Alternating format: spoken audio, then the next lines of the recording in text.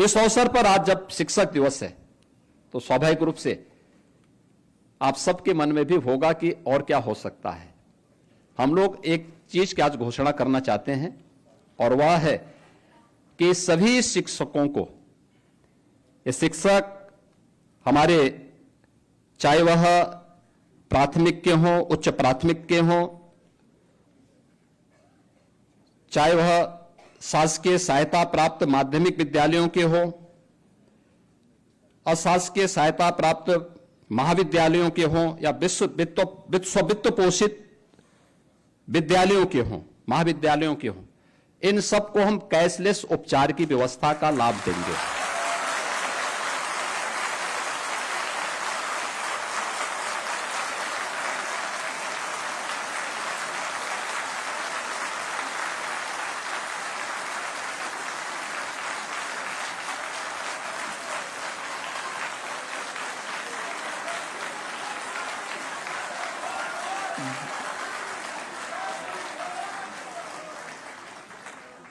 इसके साथ ही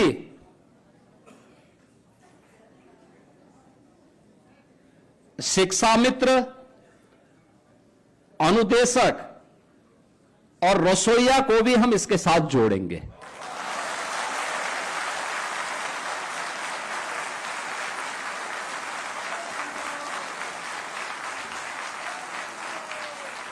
यानी यह उत्तर प्रदेश के लगभग 9 लाख शिक्षक यानी 9 लाख परिवार इससे लाभान्वित होंगे।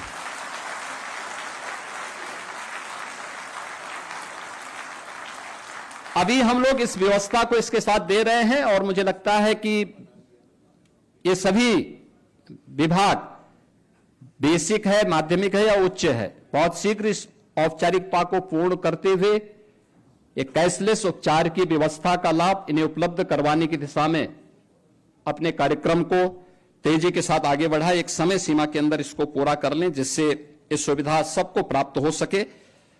इसके साथ ही हम लोग आने वाले समय में, मैंने एक हायर लेवल की कमेटी बनाई है जिसमें शिक्षा मित्र और अनुदेशकों के मानदेय को बढ़ाने के लिए भी हम लोग आगे कार्य कर रहे हैं। याद रखना, जब हम पात्रों के नाम रखते हैं तो ये पात्र भारतीय होने चाहिए, प्रेरणादायी पात्र होने चाहिए।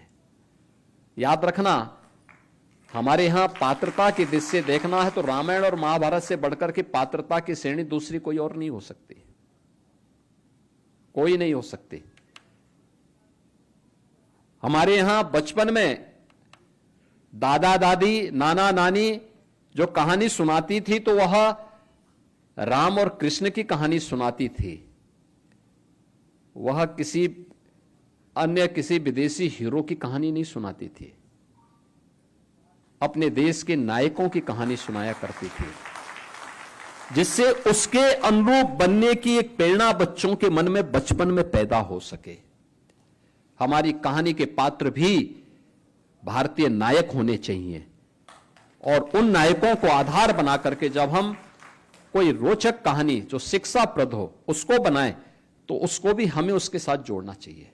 और मैं देख रहा था अलग अलग शिक्षक अपने विद्यालय में अलग तरीके से उसने शिक्षा के कार्यक्रम को सरलीकरण करने के लिए उदाहरण देकर के छोटी छोटी कथा और कहानी के माध्यम से, छोटी छोटी कविता के माध्यम से बच्चों को पढ़ाने के लिए उसने उन्हें उदाहरण के रूप में प्रस्तुत किया है। यही एक नवाचार है। इसे आप बेसिक में भी, माध्यमिक में भी आगे बढ़ा सकते हैं और इसको हमें और तेजी के साथ आगे करना होगा और इसके लिए हमें तय करना होगा कि चीजें हमारी और अच्छे ढंग से आगे बढ़ सके। शिक्षा केवल शिक्षा नहीं है, अक्षर ज्ञान मात्र नहीं है, ये किसी भी सभ्य समाज और किसी भी समृद्ध राष्ट्र की आधारशिला है, एक नींव है। यहां से जो कुछ भी हम गढ़ेंगे, जो कुछ भी हम आगे बढ़ाएंगे, वही आगे चल करके देश को नेतृत्व देगा, समाज को एक नई राह दिखाएगा और उस राह को दिखाने के लिए आप एक पथ प्रदर्शक के रूप में ईश्वर ने भूमिका आपको प्रदान की है। यह आपका सौभाग्य है कि इस भूमिका में आप अपने को कमतर मत आंके। एक बहुत बड़ी भूमिका आपकी होती है। एक शिक्षक की तुलना किसी नौकरशाह से नहीं हो सकती, किसी नेता से नहीं हो सकती, और मत करिए किसी नेता से, किसी नौकरशाह से अपनी तुलना। आप अपने आप में एक अलग आपकी श्रेणी है, आपका सम्मान है। एक शिक्षक के रूप में जिसको भी आप अपना परिचय देंगे, अगर वो व्यक्ति सचमुच में मनुष्य है तो आपको जरूर सम्मान देगा। लेकिन यह बात आपको ध्यान में रखना होगा कि शिक्षक बनकर के आपको उसके पास जाना होगा। शिक्षक बनकर के आप अपनी बात उसके सामने रखेंगे, कोई भी ऐसी बात नहीं हो सकती जो फिर आपके लिए असंभव हो। और उसी का परिणाम था कि शिक्षा के क्षेत्र में हम लोगों ने जो परिवर्तन देखे हैं, उन परिवर्तनों के वाहक के रूप में देखिए उत्तर प्रदेश इसका केंद्र बिंदु रहा है। नेशनल एजुकेशन पॉलिसी में 6 वर्ष से ऊपर के बच्चों को बेसिक शिक्षा परिषद के स्कूलों में भर्ती करना है, तो 3 से 6 वर्ष का बच्चा कहां जाएगा? तो इसके लिए बाल वाटिका एक नया रूप आया है। बाल वाटिका के रूप में हम उसको बनाएंगे, और मुझे प्रसन्नता है कि 5000 से अधिक बाल वाटिकाएं इस सत्र में प्रारंभ हो चुकी हैं, जिसके माध्यम से 25,000 से अधिक बच्चों को वहां पर पढ़ाने लिखाने की कार्रवाई प्रारंभ हो चुकी है।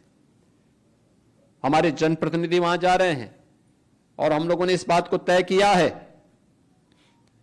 कि सभी आंगनवाड़ी केंद्रों में और बाल वाटिका में जो भी बच्चे पढ़ेंगे 3 वर्ष से 6 वर्ष तक के हर बच्चे को, उसको हम मुख्यमंत्री पोषण मिशन के साथ जोड़ने जा रहे हैं। पोषण मिशन का मतलब वह स्वस्थ रहेगा तो उत्तर प्रदेश की न्यूज सशक्त होगी, वह सशक्त होगी। वहां से हमें उसकी शुरुआत करनी है। दूसरा, तमाम ऑपरेशन कायाकल्प के बाद ही हम लोगों ने तमाम अन्य कार्यक्रम बेसिक शिक्षा परिषद में, निपुण भारत के कार्यक्रम प्रारंभ हुए थे, अन्य तमाम प्रकार के कार्यक्रम प्रारंभ हुए थे, उसमें उत्तर प्रदेश ने बहुत अच्छी गति पकड़ी है। और याद रखना, आज जब नीति आयोग के माध्यम से और देश के अंदर शिक्षा के क्षेत्र में कार्य करने वाली तमाम संस्थाओं के द्वारा जब सर्वे आते हैं, तो देश के अंदर सबसे ज्यादा प्रगति किसी राज्य ने की है तो उत्तर प्रदेश की स्कूली शिक्षा में बेसिक शिक्षा परिषद ने किया है।